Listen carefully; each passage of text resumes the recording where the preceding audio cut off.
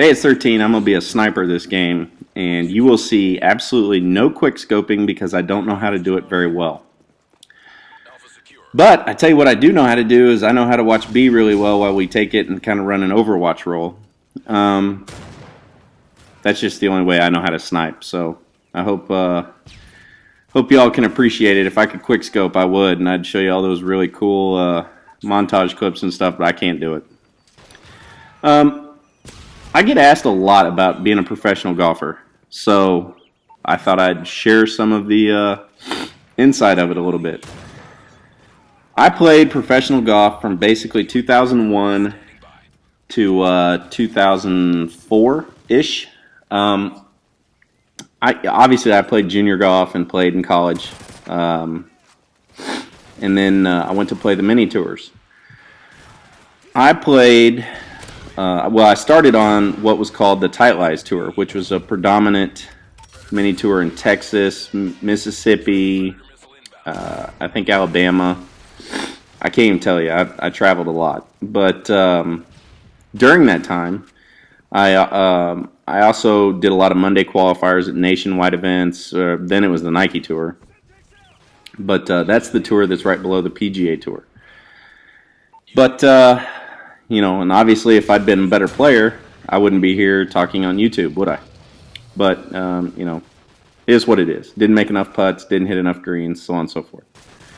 I tried to get on the PGA Tour for a long time.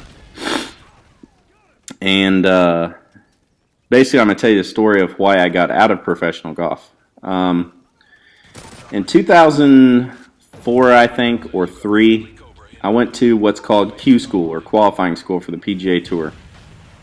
And it was in Reno, Nevada. So I fly out there, play a bunch of practice rounds, get used to the course. And it's a nice course. It was really windy.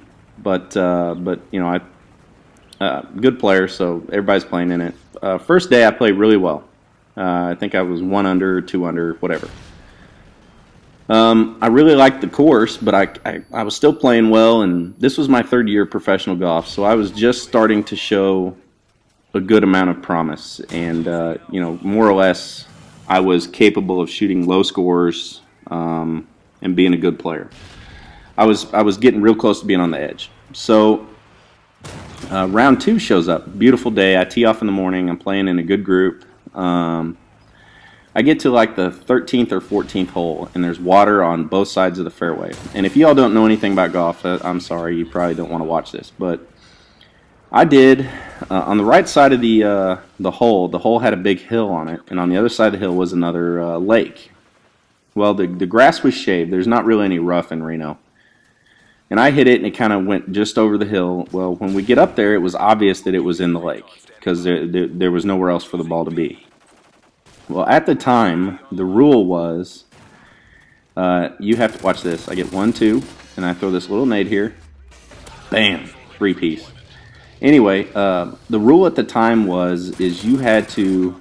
It was your responsibility to prove or show that your ball was definitely in the hazard, or in this case, the lake. Well, I didn't see it go in the lake. None of my playing partners saw it go in the lake, but we all knew it was in the lake.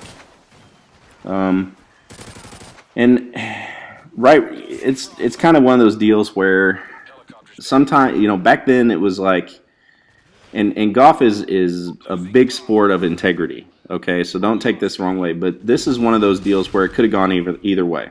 And at the time, had my playing partners said, you need to go back and hit another one and play it as a lost ball, I would have.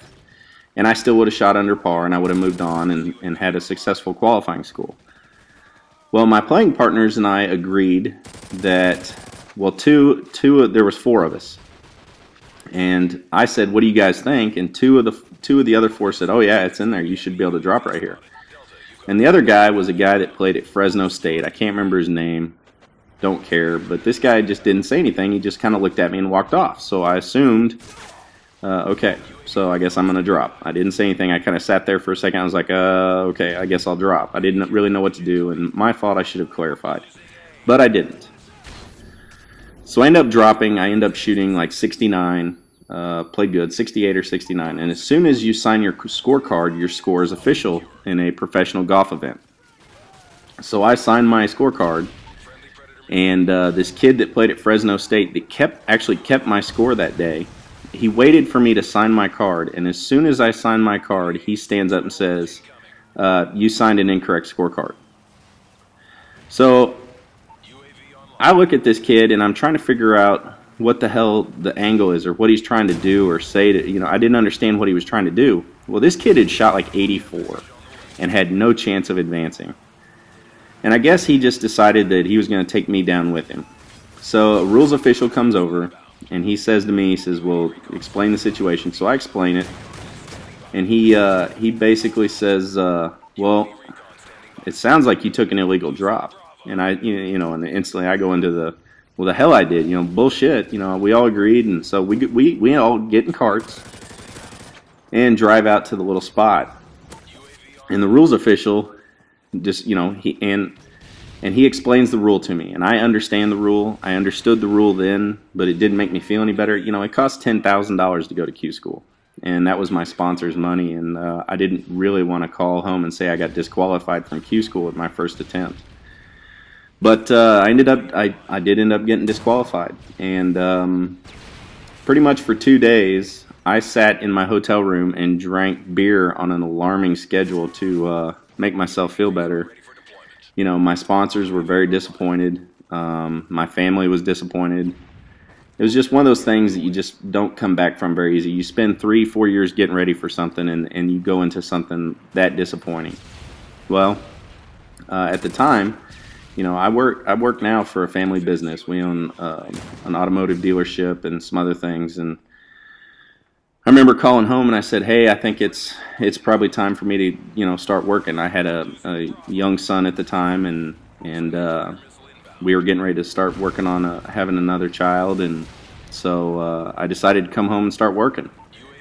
And that's my pro golf story, And it took 3 more years for me to get my amateur status back, which was very frustrating, to say the least, because I couldn't play in any amateur events. So, but after a couple years, the disappointment and the pain of getting disqualified, and having to explain that to the people that you care about, was probably one of the most disappointing things I've ever done in my life.